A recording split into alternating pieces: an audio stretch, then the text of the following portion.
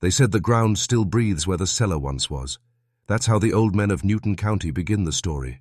In whispers, not warnings. Because if you stand there long enough, if you let the silence press against your chest, you can feel the mountain inhale, slow, deliberate, remembering. It remembers the men it swallowed. 28 of them, gone without a trace between 1897 and 1899. You were never meant to know this. The archives buried it, the church redacted it, and the state sealed the last report beneath a false flood record. But truth never dies.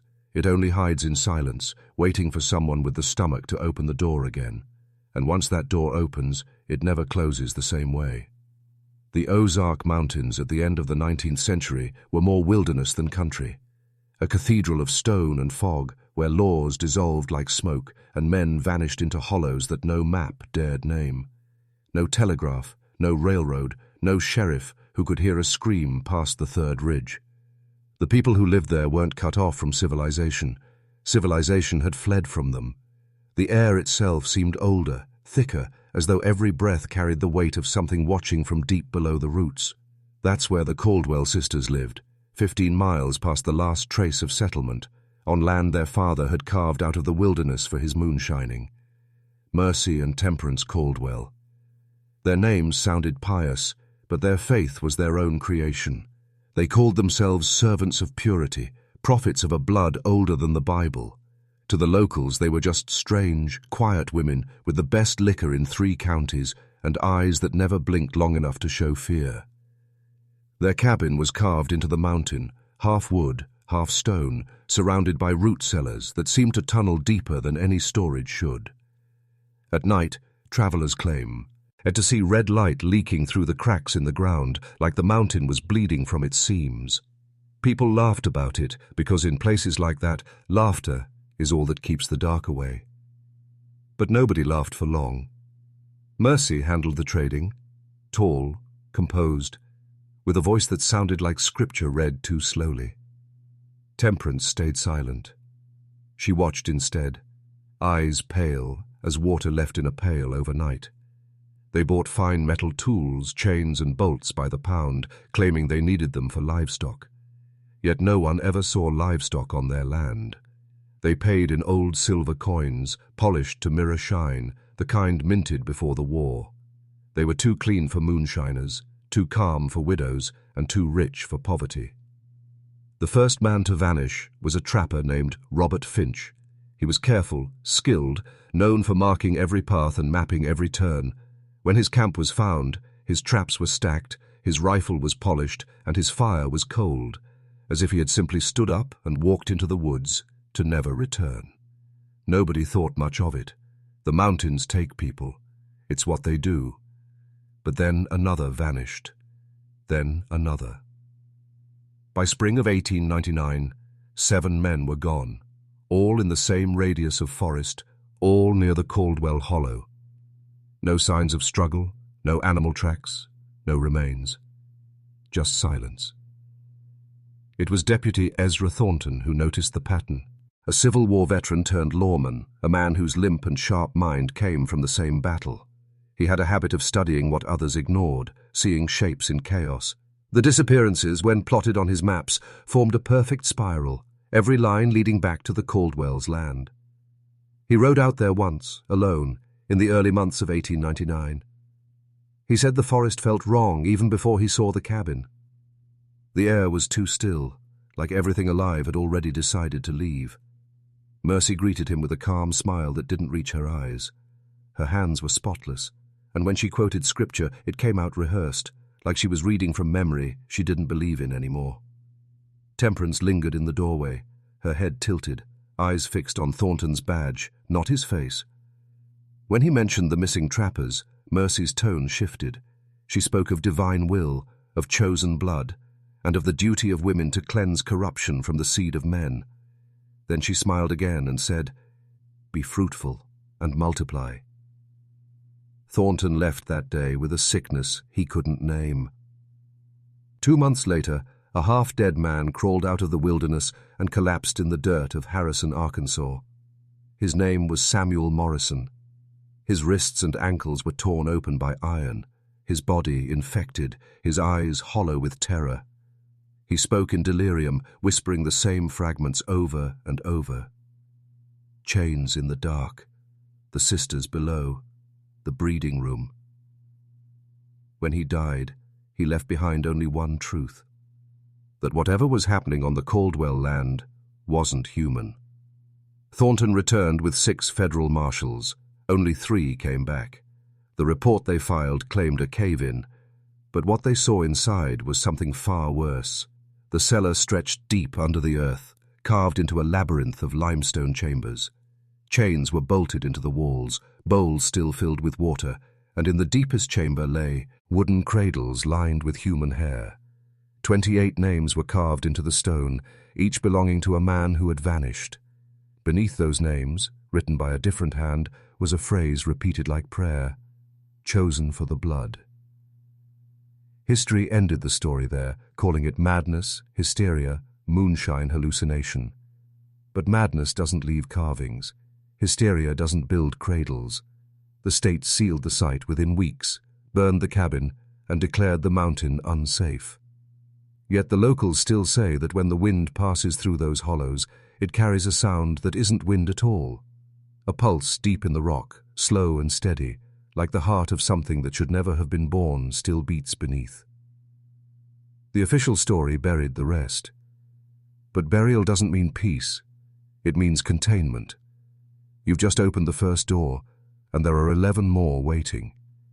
If something inside you feels different now, heavier, colder, like the air around you just turned aware, that's how it begins. Comment this phrase twice below to prove you've seen through the veil. The mountain remembers. It's not superstition, it's recognition. Because once you hear the mountain breathe, you never stop hearing it again. The morning of October 8th, 1899, the sky over Harrison was the color of gunmetal, and Deputy Ezra Thornton felt that the earth itself had decided not to wake. He had gathered 6 federal marshals, all men who had seen violence in one form or another, veterans of old wars and Indian campaigns, men who no longer flinched at blood or bone. Yet as they loaded their rifles and lanterns, each of them moved slower than usual, speaking little, as though the silence between words carried weight they could feel.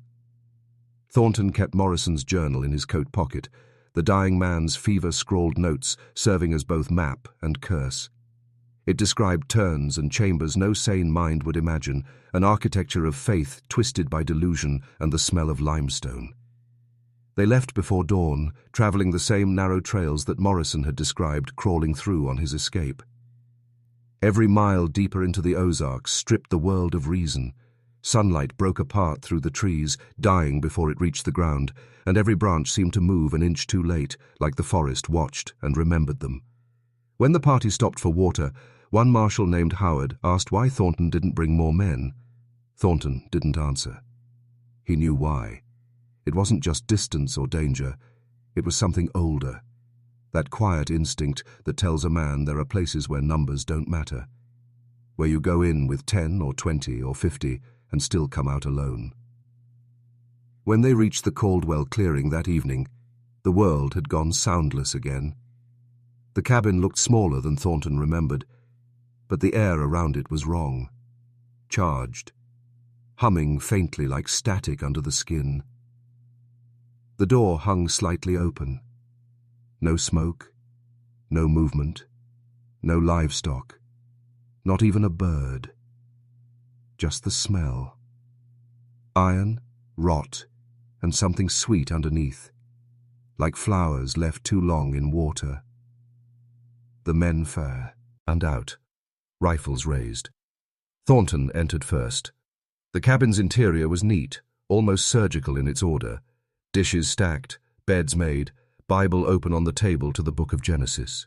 There was no dust, no sign of struggle, but the air felt heavy, thicker with every breath, as though the house was breathing with them. Then they found the hatch. It was under the rug near the stove, a square of iron bolted into the floor and locked with 4 separate latches. Thornton felt the temperature drop as they pulled it open. A smell rolled up that made even the marshals gag. Something between meat and decay and the wet stone smell of old crypts. They lit their lanterns and began the descent. The staircase was carved directly into the rock, steps uneven but deliberate.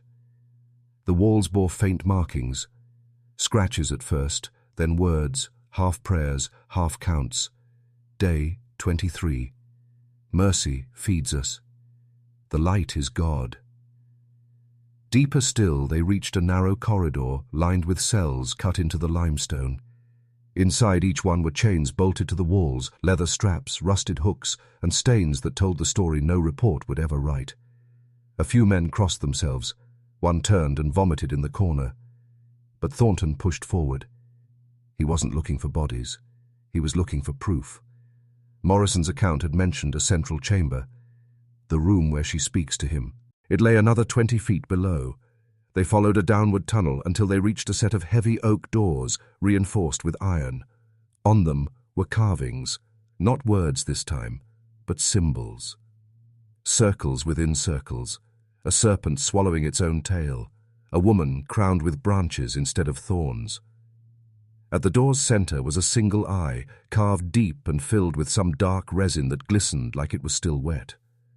Thornton lifted his lantern. The eye reflected the flame back at him, and for a moment he swore it blinked. He broke the lock. The doors opened not into a room, but into what looked like a chapel sculpted from the living mountain. The walls were lined with candles, hundreds of them, still burning though no one had been there to tend them.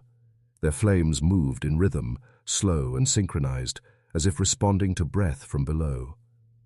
At the far end stood a stone altar built of stacked bones sealed in clay. Around it were the remains of chains, cradles, and a collection of books bound in human skin, the titles burned into the covers, the Testament of Flesh, the Gospel of Mercy, the Record of Blood. Thornton stepped forward and realized the floor was moving, a slow shifting beneath the dust. When he crouched to look closer, he saw the surface wasn't stone at all. It was a layer of hardened wax. Embedded inside were human faces, mouths open in silent screams, as if the floor itself had been made by pouring molten wax over living bodies. Temperance Caldwell was found in that chamber, standing behind the altar, motionless, eyes wide open. Her hair had turned completely white, and she was humming. The marshals shouted, guns raised, but she didn't move. Thornton approached, calling her name. She blinked once, twice, then smiled. "You came back," she said softly. "He told us you would." She raised her hands, and the candle's flames bent toward her like wind in Revere. "See." Then came the sound, a deep, slow rumble from somewhere beneath their feet, like the mountain exhaling after centuries of silence. The walls shook, dust falling in thin curtains. One of the marshals panicked and fired. The bullet struck Temperance through the chest, and she fell backward onto the altar, breaking it apart. The bone fragments clattered like teeth. But where her blood touched the ground, the wax began to melt, releasing an odor so foul it made their vision blur. Beneath the melting layer, something pulsed. It wasn't solid. It was alive. A mass of dark flesh fused with stone, beating slowly, rhythmically, like the heart of the mountain itself. Thornton shouted for his men to retreat, but one marshal, Howard, screamed and dropped his lantern. The oil ignited instantly, and the chamber erupted in fire. They dragged him out, half mad and burned, the tunnel collapsing behind them as the flames roared. When they emerged into daylight, the cabin was gone, consumed by smoke that smelled not of wood, but of something far older, something living. Thornton ordered the site sealed, his report buried under language that would never hint at what truly happened. But that night, when he returned to Harrison, he could still hear the hum, a low, steady rhythm pulsing through the earth beneath his feet. He told Dr. Henderson that the cellar wasn't just a place, it was a womb, and whatever had been growing down there wasn't finished yet. The official report filed on October the 13th, 1899, described the event as a tragic fire resulting from an accidental explosion in a suspected illegal distillery. That was the phrase they used, suspected illegal distillery. It appeared in 3 separate documents signed by county and federal officials, but no mention of chains, no mention of chambers, no mention of Temperance Caldwell's corpse, found burned but smiling. Deputy Ezra Thornton's own statement was rewritten without his consent. When he tried to correct it, the county clerk refused to acknowledge the original version even existed. By winter, the report had been retyped, sanitized, and sealed under the Department of Agriculture's Incident Archive, buried alongside failed crop reports and forest fire statistics. Thornton was ordered to take medical leave for mental exhaustion. Within months, he vanished. His house was found unlocked, his desk empty, his journal missing. The men who had followed him into the cellar refused to speak. 2 left Arkansas entirely. 1, Marshall Howard, the man who had dropped the lantern, was institutionalized in St. Louis, where he scratched symbols into his skin until his death in 1901. The doctor who treated him recorded his final words: "The mountain hums when it's hungry." The fire destroyed the cabin and sealed the main entrance, but a cave system beneath the Caldwell land continued for miles, most of it unexplored. Geologists who surveyed the region in 1903 reported unusual acoustic phenomena, low-frequency vibrations that distorted compass readings and triggered nausea. They described it as a magnetic anomaly, but the notes from one of those geologists, Charles L. Werner, were later removed from public archives. His descendants revealed in 1972 that Werner's private notebook contained sketches of an underground structure labeled the Heart Chamber and a warning scrawled in the margin. They built it around something living. What the public never learned was that federal officials had already been there before the geologists. In early 1900, a group of men from Washington arrived in Newton County under the guise of a public health investigation. Their records identifies eyed them as agents of the newly formed Bureau of Vital Statistics, a precursor to the eugenics boards that would later operate under the Department of Health. They met privately with Dr. Marcus Henderson, the physician who had treated Samuel Morrison, and confiscated his journals. Henderson resisted at first, but within days he too disappeared. His home was ransacked and his remaining notes burned. The locals began to whisper that anyone who spoke about the sisters vanished the same way the men had. A pattern of silence descended over the valley, thick and absolute, enforced not by superstition, but by law. In Washington, a memorandum circulated among select departments marked Restricted Agricultural Genetics, Rural Study 47B. It referenced an anomalous fertility site in the Ozark region and potential applications for hereditary refinement. The terminology was bureaucratic, but the intent was clear. They weren't horrified by what the Caldwell sisters had done. They were interested. They wanted to replicate it. The project would evolve over the next 2 decades into what historians now recognize as early American eugenics, programs designed to control reproduction through isolation, sterilization, and selective breeding. But few know that the first field experiment wasn't conducted in a lab or a hospital.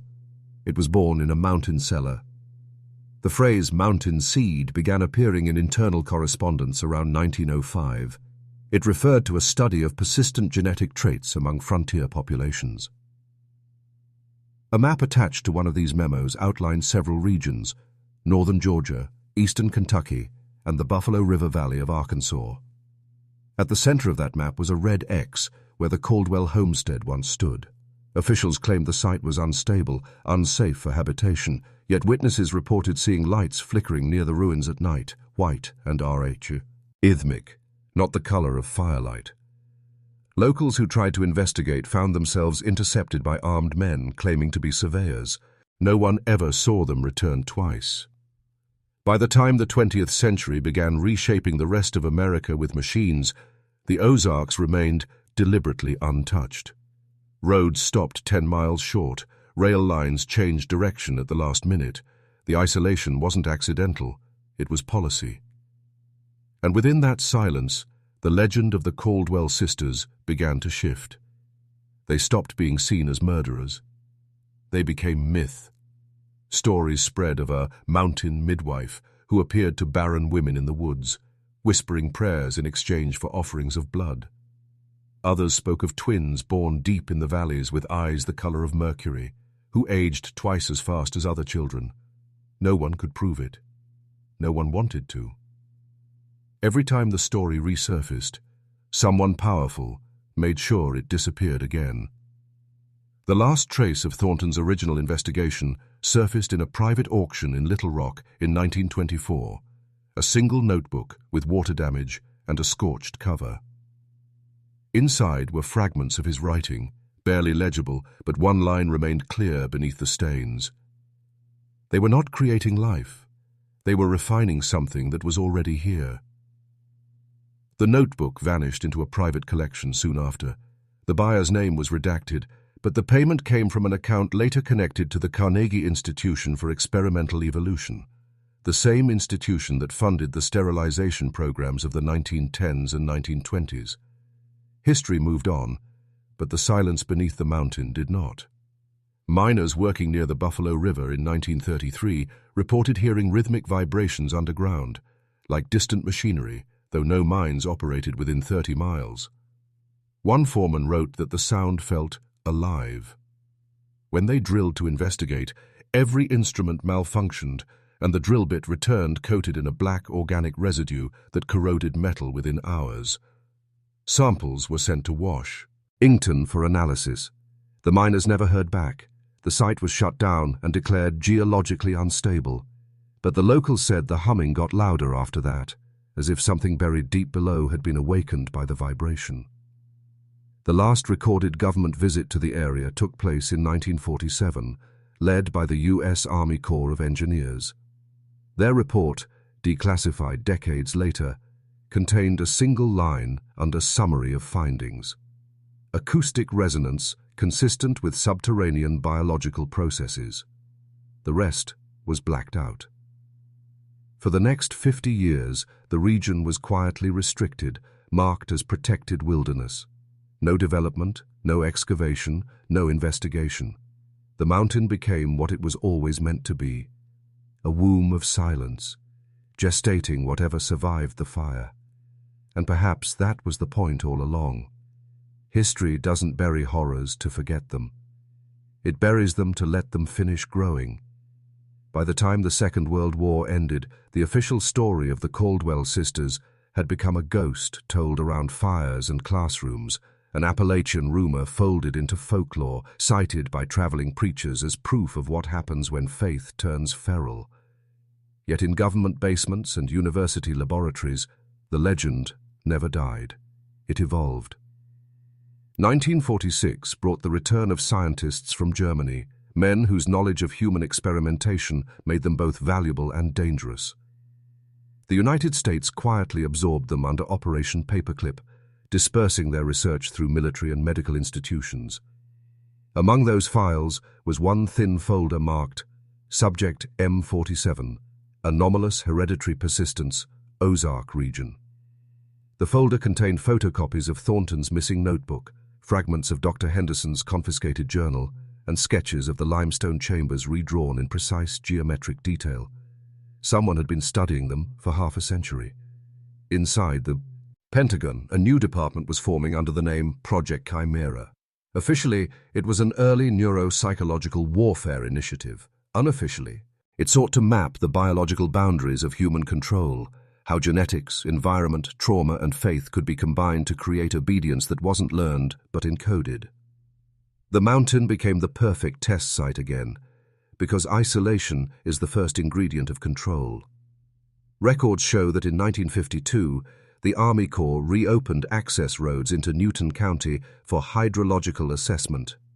Satellite imagery from the period, classified until 2009, shows heat signatures at the precise coordinates of the Caldwell homestead, despite the area being listed as uninhabited. Witnesses in nearby towns reported convoys traveling the old logging trails at night, trucks without plates, headlights blacked out. Locals were told it was nuclear waste transport. But nuclear waste doesn't hum. 2 years later, a psychiatric hospital in Little Rock began receiving patients from an unlisted military facility. Every one of them displayed identical symptoms: heightened aggression alternating with religious euphoria, complete loss of circadian rhythm, and an inability to distinguish spoken commands from inner thoughts. The staff called it mountain sleep. The official diagnosis read post-traumatic psychosis following acoustic exposure. In 1955, a congressional subcommittee demanded an investigation into unsanctioned biological testing in domestic territories. The hearings never occurred. The files were absorbed by a new entity within the CIA, MK-Ultra. Publicly, MK-Ultra focused on LSD and interrogation. Privately, its early phase included controlled breeding experiments designed to test hereditary susceptibility to suggestion. The first internal memo linking these two worlds carried a chilling line. Field Source 47B indicates the Ozark variant retains responsiveness after third generation. Recommend relocation of specimens before dam completion. The dam was the Buffalo River Project, F 1956, which flooded entire valleys under federal protection.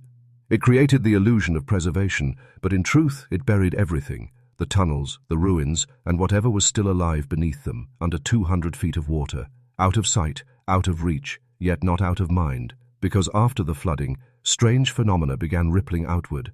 Fishermen reported hearing voices echoing through the water, indistinct murmurs that mimicked their own speech seconds after they spoke. Park rangers found animal carcasses arranged in spiral formations along the new shoreline. And once a month, exactly at midnight, sensors placed by hydrologists recorded tremors originating not from tectonic movement, but from something rhythmic, steady, pulsing beneath the reservoir bed. They dismissed it as mechanical interference. But machines don't keep time like a heartbeat. In 1961, a declassified MK-Ultra expense sheet revealed recurring payments to Field Operations Site M47 Behavioral Propagation Study. The amounts were modest, hidden among line items for academic grants and university research. One recipient was Dr. Irving S. Lattimore, a geneticist at the University of Arkansas specializing in atavistic gene expression. Lattimore disappeared in 1963 after sending a letter to a colleague in Chicago claiming he had found the surviving pattern and that the sisters were never two. The letter ended mid-sentence. His apartment was found empty except for a reel-to-reel tape labeled Heartbeat of Stone. When played, it contained 23 minutes of low-frequency vibration followed by Lattimore whispering, "It's still teaching." The tape was classified and buried under the name Acoustic Test Omega, but a copy resurfaced in 1998 when a former intelligence archivist leaked portions of it online. Listeners described nausea, headaches, and nightmares of being underground. Within a week, the file was deleted from every hosting server, and the whistleblower vanished under witness protection. Meanwhile, the scientific world advanced in public view: genetics, neurology, psychology. But behind those headlines, the ghost of the Caldwell experiment continued to breathe through new names: human performance research, sensory deprivation studies, bioresonant conditioning. Each project claimed to pursue progress. Each one traced its funding back to that same rural region in Arkansas. In 1977, when MK-Ultra was finally exposed to Congress, the hearings focused on drug experiments, leaving out the classified appendices describing genetic compliance trials. One appendix, later unearthed by investigative journalist Henry Colt, mentioned archival models M and T, female progenitors recovered from cryogenic preservation, subjects viable after extended suspension. It was written in clinical language, but anyone who had read the old accounts recognized the initials: Mercy, Temperance. If true, it meant the sisters had not died in the fire at all, or at least something of them hadn't. Throughout the 1980s, hikers and hunters around the Buffalo National River began reporting metallic vibrations at night, a deep droning that made teeth ache and compasses spin. Park authorities blamed distant construction. Locals knew better. They said the government had built tunnels beneath the reservoir and that the hum was the sound of machines keeping something asleep. In 1991, a ranger named David McKinnon recorded the vibration on tape. Laboratory analysis showed frequencies below the threshold of human hearing, modulated by irregular harmonics, matching the rhythm of a human heart at rest. When McKinnon attempted to publish his findings, his supervisor reassigned him, and the samples disappear. He left Arkansas a year later, telling friends he couldn't stand the silence anymore because, Silence there isn't empty. It's waiting. By the end of the century, the name mountain seed appeared again in grant databases under biotechnology startups studying genetic resilience and environmental adaptation. Different faces, same obsession. They no longer needed faith or chains. They had DNA sequences and neural implants. But the principle remained identical. Control evolution before evolution controls you. And somewhere beneath the calm surface of that artificial lake, the oldest experiment of all continued to pulse. The hum never stopped. It only learned new frequencies. So remember this.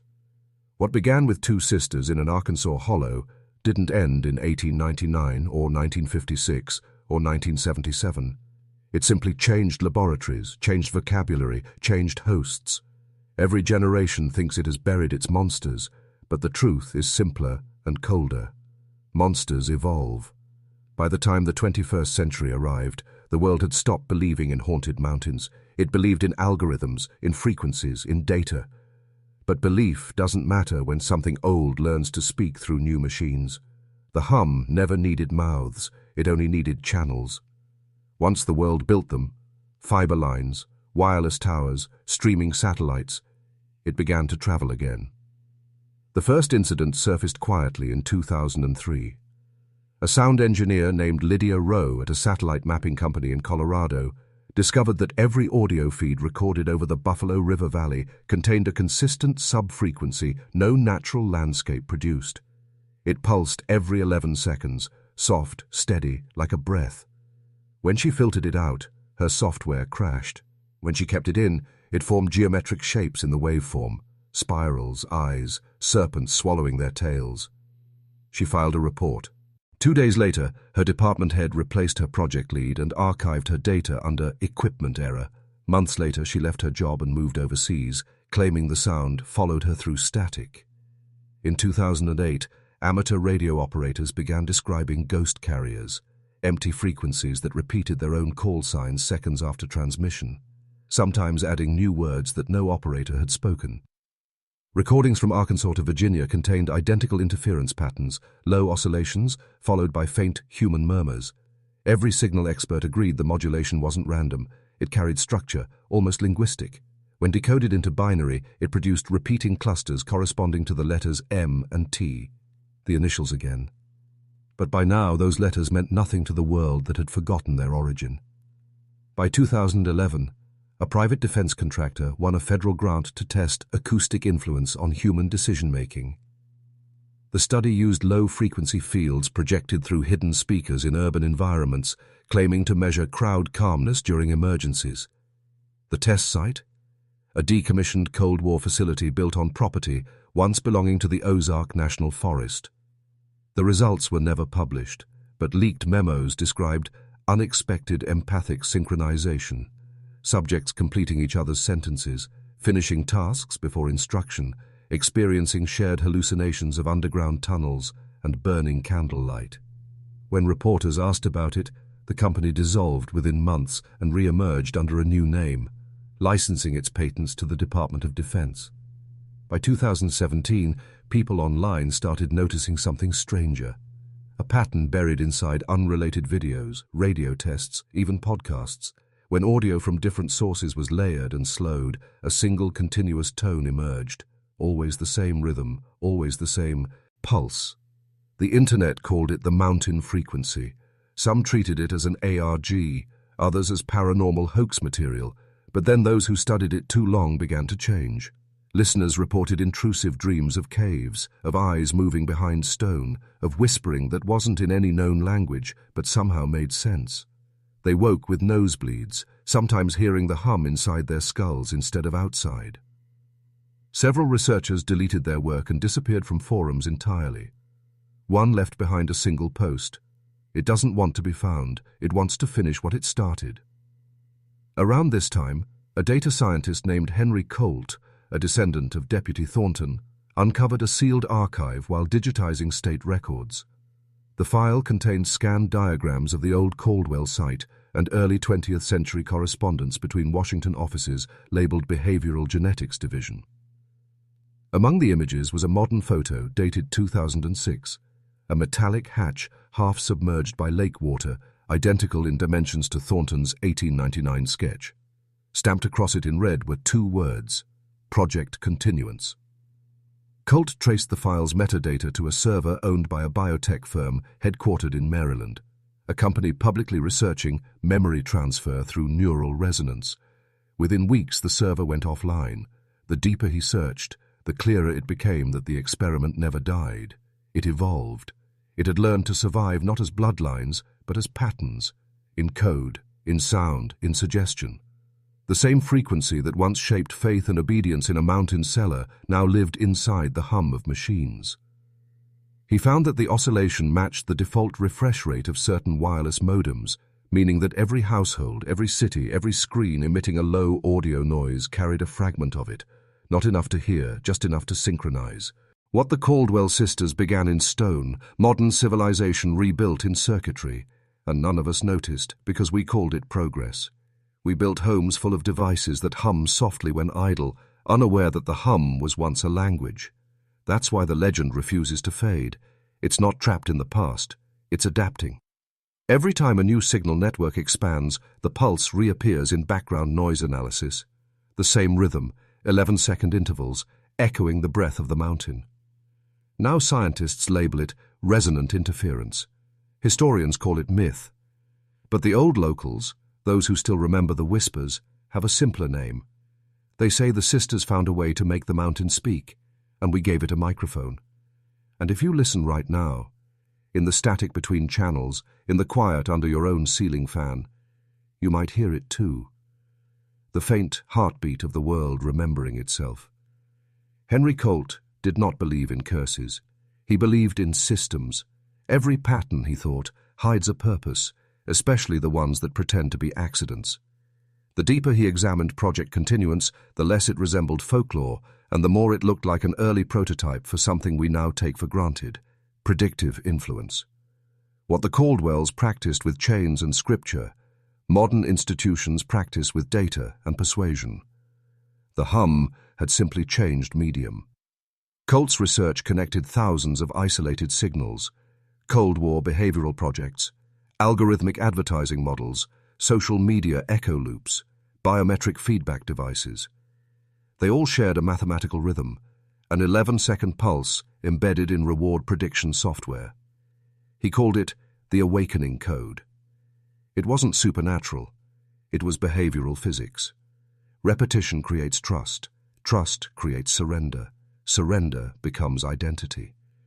Once identity is engaged, belief no longer needs proof. The same principle that once turned frightened trappers into worshippers now drives markets, votes, and self-image. He found archived memos from the 1950s describing emotional harmonics. The idea was simple. If a human being can be synchronized to a repeating pattern through sound, image, or message, the nervous system begins to anticipate the next beat. Anticipation feels like understanding. Understanding feels like truth. The Ozark experiment, he realized, wasn't about bloodlines at all. It was about rhythm, about learning how to speak directly to the biological timing of faith. Colt traced the lineage of these ideas into modern recommendation engines. The algorithms that decide what you watch, buy, or fear don't think. They pulse. Every few seconds they offer you another microdose of familiarity, keeping your mind entrained to the machine's tempo. When millions of minds move to the same rhythm, culture itself becomes a single heartbeat. He saw that in the graphs of engagement curves, attention spiking, resting, spiking again, each peak exactly 11 seconds apart. Coincidence, the analysts said. He wasn't so sure. He started hearing from engineers who had noticed it too, small timing errors that always corrected themselves to the same interval, even across different platforms and companies. The pattern was self-organizing, as though every system on the network unconsciously aligned to one invisible metronome.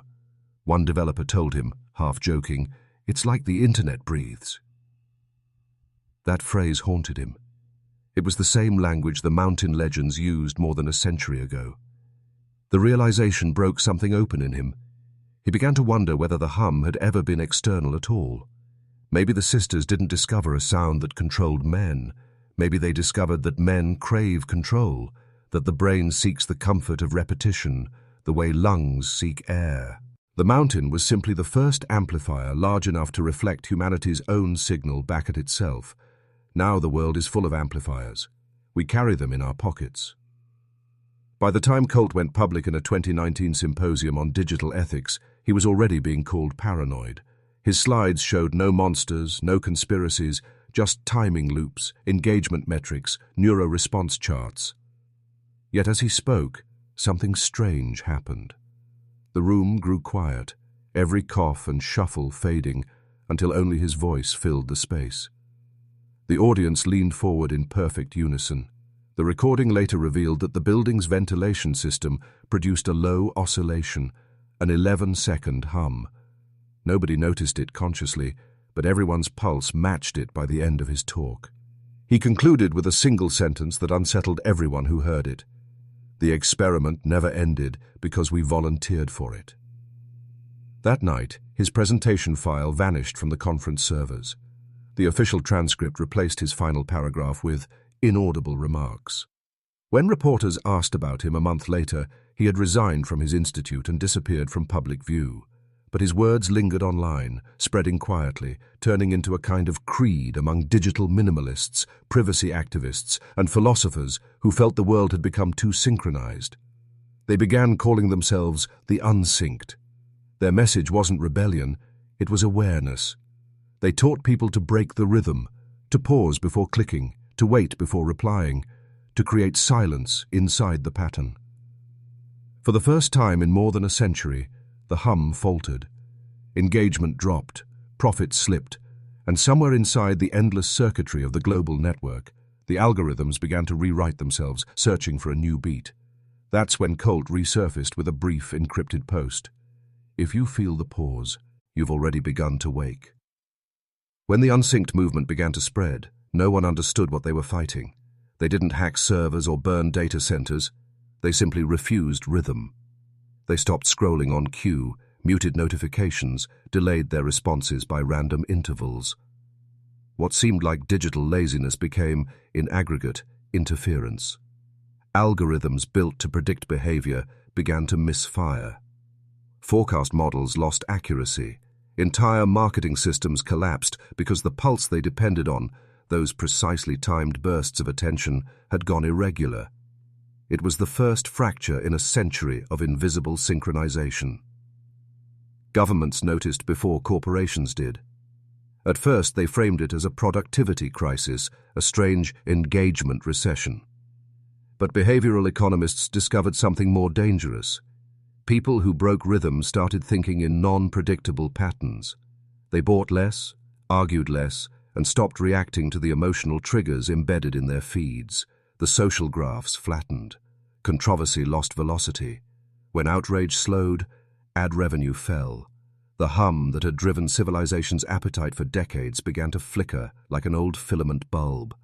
Across think tanks and policy offices, the same quiet question surfaced. How do you re-entrain a population that has learned to pause? The answer came from the same archives Colt had opened. A white paper from the 1950s titled Rhythmic Reinforcement in Collective Environments. It proposed a simple equation: emotion multiplied by timing equals identity. Change either factor and identity dissolves. That is what frightened the institutions. Without synchronized emotion, they couldn't steer belief. Meanwhile, the unsynced weren't preaching revolution. They were cultivating silence, digital fasting, deliberate slowness, meetings without screens. The more silence they created, the clearer their perception became. They reported subtle changes in awareness, sharper memory, deeper calm, a sense of distance from the collective noise. Neuroscientists studying them found measurable differences: lower stress hormones, improved prefrontal activity, irregular but healthy heart variability. It was as if their biology was remembering its own natural rhythm after a long captivity. Then came the backlash. Media outlets labeled the movement extremist, anti-progress, technophobic. Automated fact-checkers flagged their posts as misinformation. Search engines began deranking content containing the phrase "break the rhythm." Yet the attempt to contain it had the opposite effect. People who read those warnings became curious, searched deeper, and discovered Colt's remaining fragments: the conference transcript, the 11-second charts, the metaphor of the mountain that breathes. They started hearing the hum not as a sound, but as a habit, the repetition of fear, distraction, and urgency pulsing through every notification. By 2025, entire subcultures had adopted the pause as ritual. Workplaces implemented unsync hours, where all digital communication stopped. Cities experimented with blackout periods for public networks. Productivity dropped, but creativity spiked. Artists began producing work at slower tempos.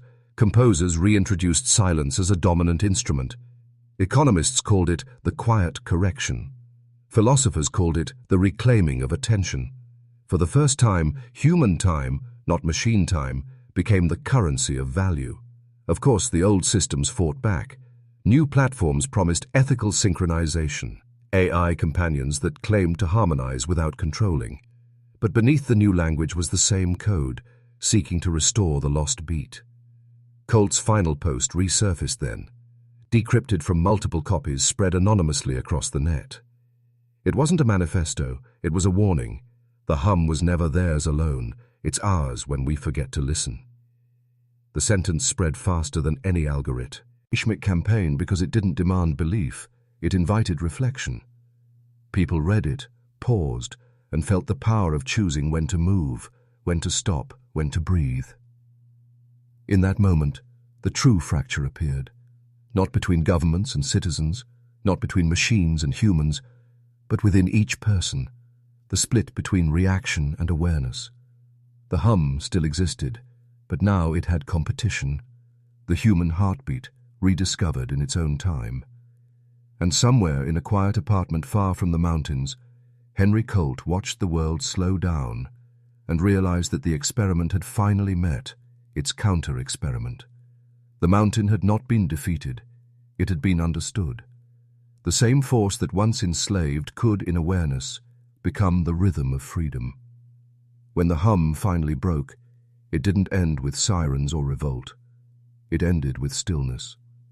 Screens dimmed, feeds froze mid-sentence, and for the first time in living memory, the planet sounded like itself again.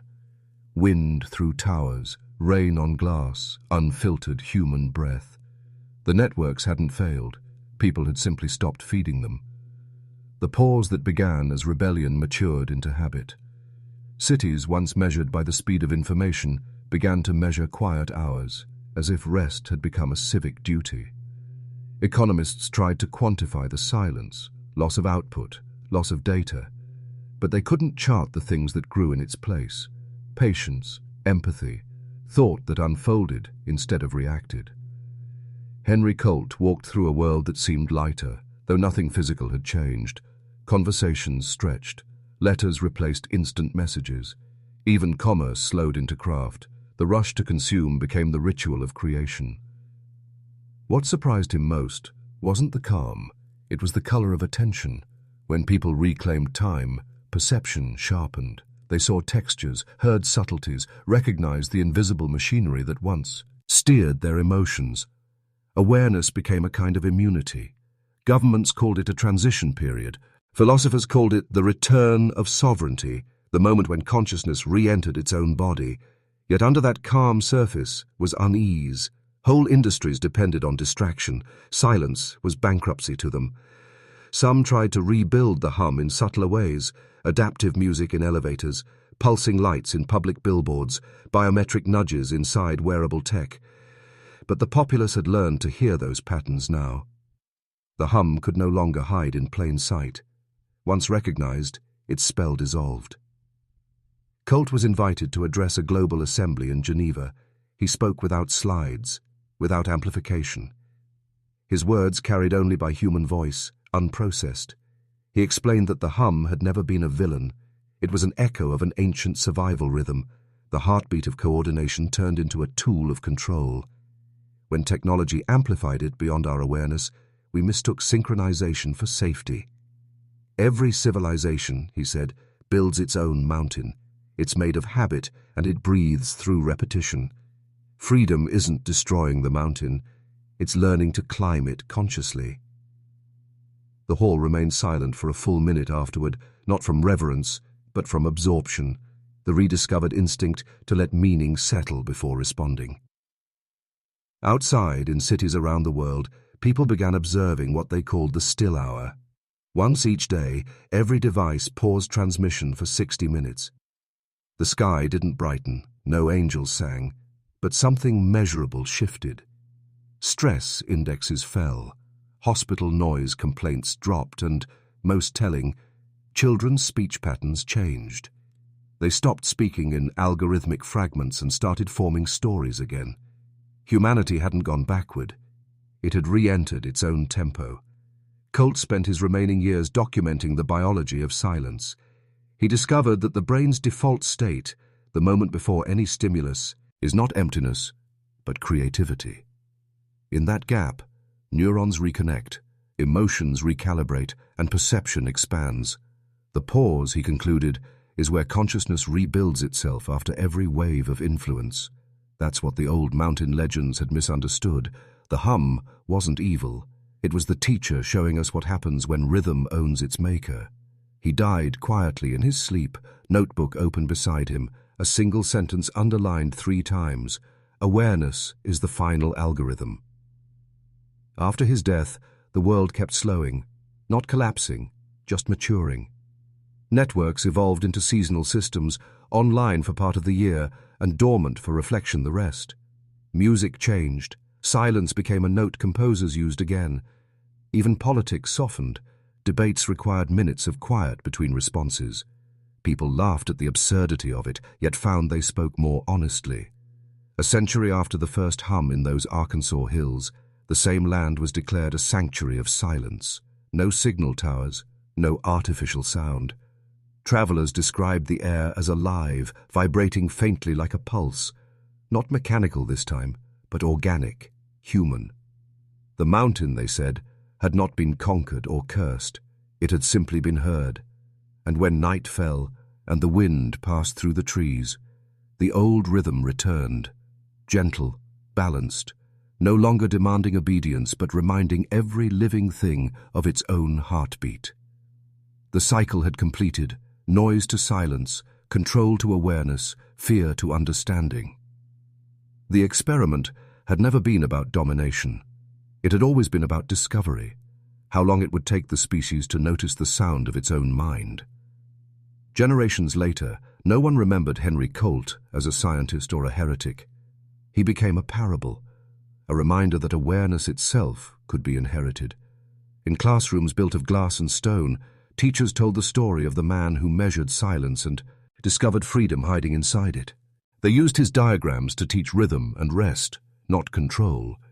His notes on neural resonance became the foundation for new fields of study called cognitive ecology and attentive design. The world no longer spoke about data in terms of ownership, but in terms of stewardship. Every citizen learned to ask one question before engaging with any system. Is this rhythm mine, or am I being played? The transformation was quiet, almost invisible.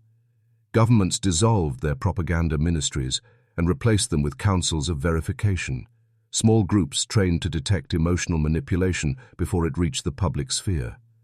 Corporations still sold things, but the advertisements changed tone. The old pulse of urgency was replaced by a slower honesty, invitations rather than commands. Markets stabilized because desire itself became conscious.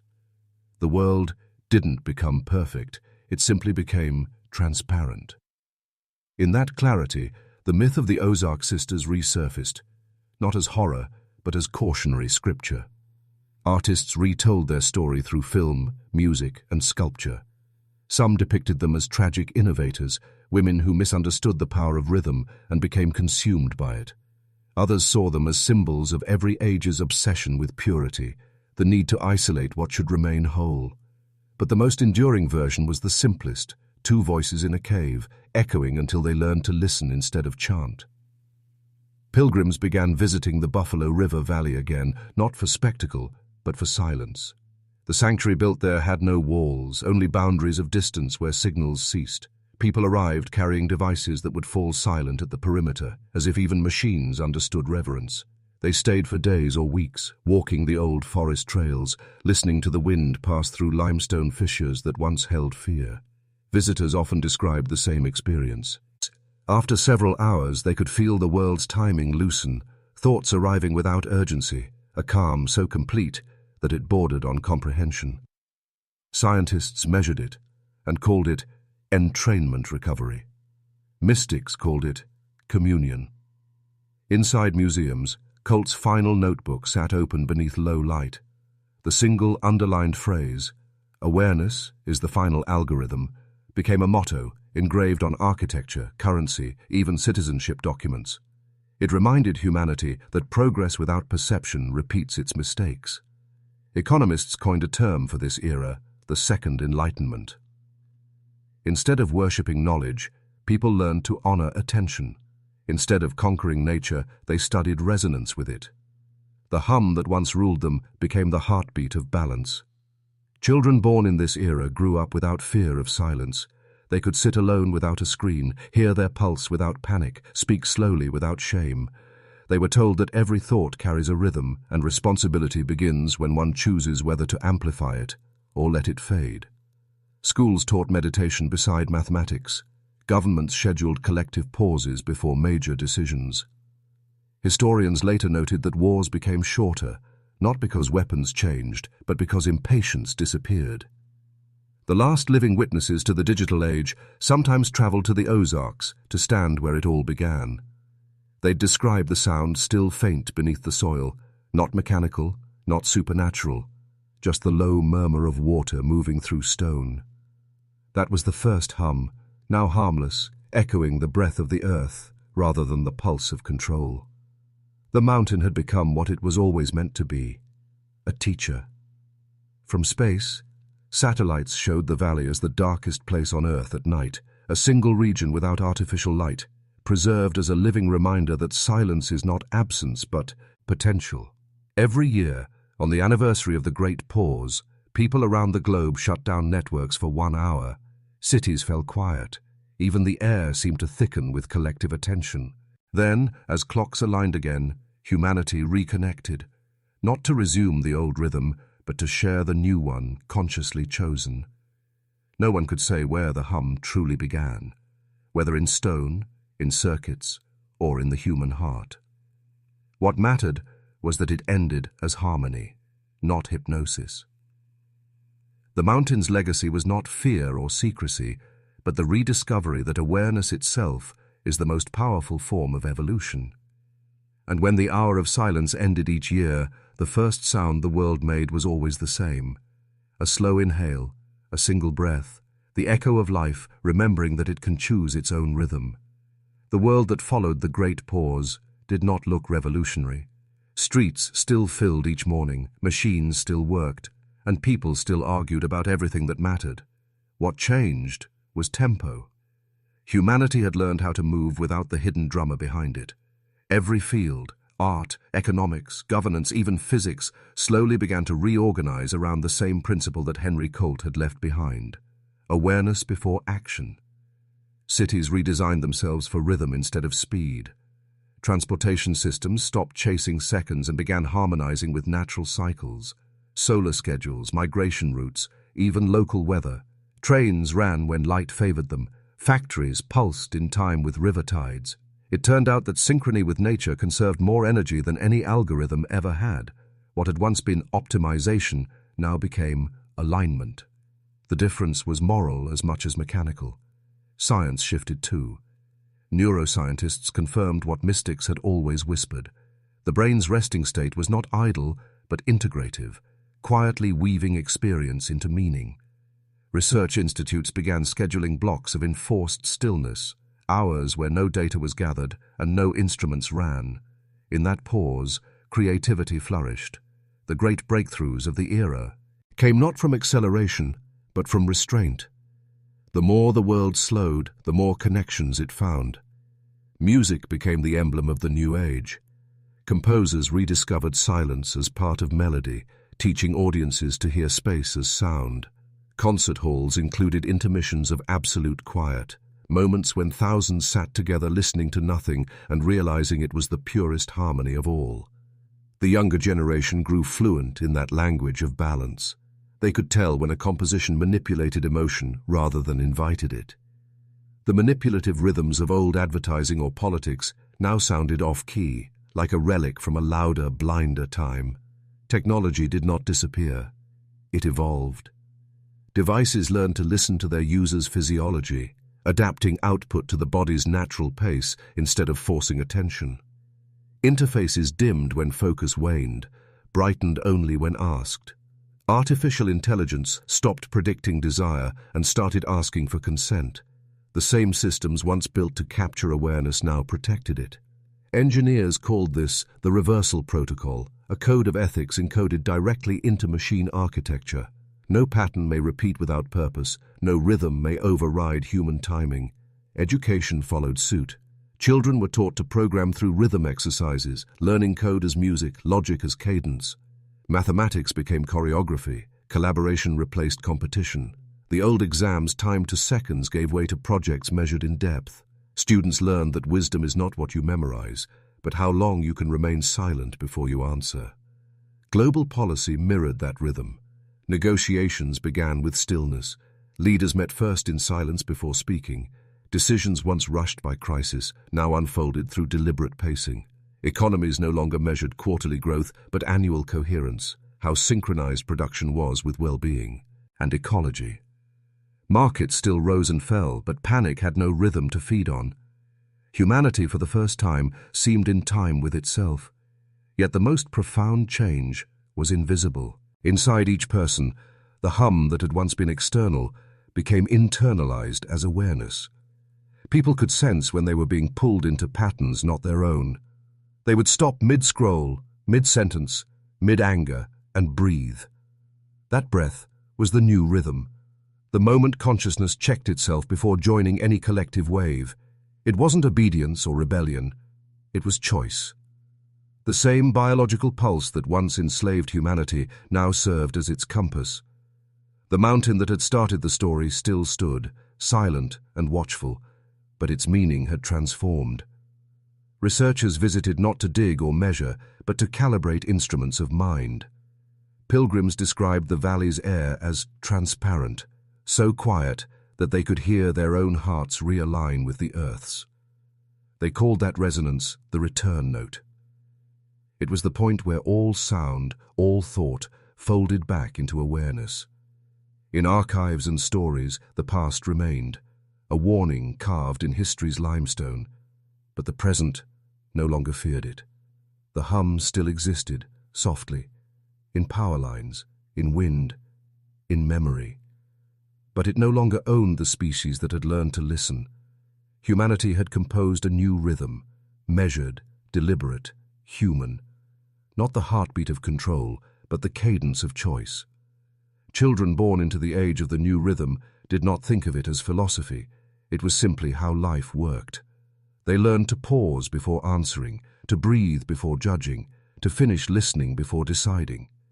In the first years, it was taught in schools as civic etiquette, but over generations it deepened into instinct. People no longer feared silence the way their ancestors feared darkness. Silence had become the shared daylight of thought. Every household kept a small hourglass, an heirloom that marked a single cycle of slow sand. Families turned it whenever tension rose. No one was allowed to speak until the last grain fell.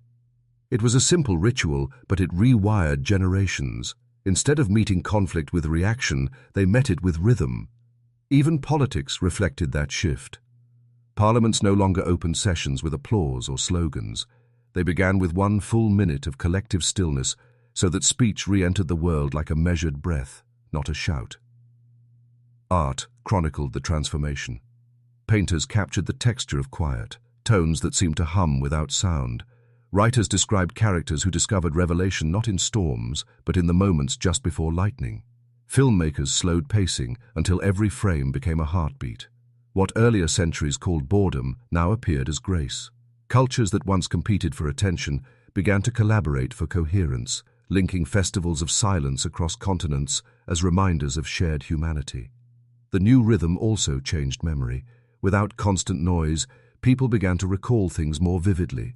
Faces, scents, the feel of old wood under fingertips. Neuroscientists confirmed that recall improved when experiences were followed by silence. The brain needed quiet the way soil needs rest. Generational trauma, once passed through unbroken cycles of reaction, began to dissolve. Children inherited awareness instead of anxiety. That was the true inheritance, not property, not progress, but permission to think in one's own time. The story of Henry Colt and the mountain entered folklore. Each year, students reenacted it in amphitheaters built of living stone. Two performers played Mercy and Temperance, not as villains, but as cautionary spirits. Another played Colt, the listener who learned to hear the hum within himself. The play ended the same way every time, with all characters sitting in silence while the audience joined them.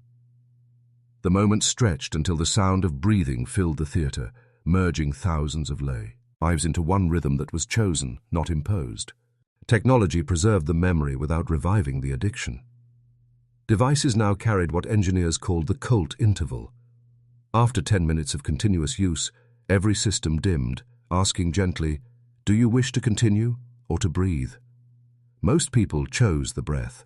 It wasn't law, it was courtesy between human and machine. The partnership that once enslaved awareness had become reciprocal. Machines learned restraint, humans learned presence. In old libraries, the first printed edition of the Awakening Code sat beside sacred texts. Scholars studied it not for science or theology, but for pattern. The same 11-second cycle that once entrained obedience now served as a meditation count. Monasteries built in both deserts and cities rang bells every 11 seconds.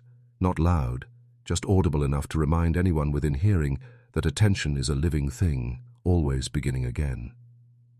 The mountain itself became a symbol on passports and flags, a silhouette carved into a circle, representing balance between sound and silence, movement and stillness.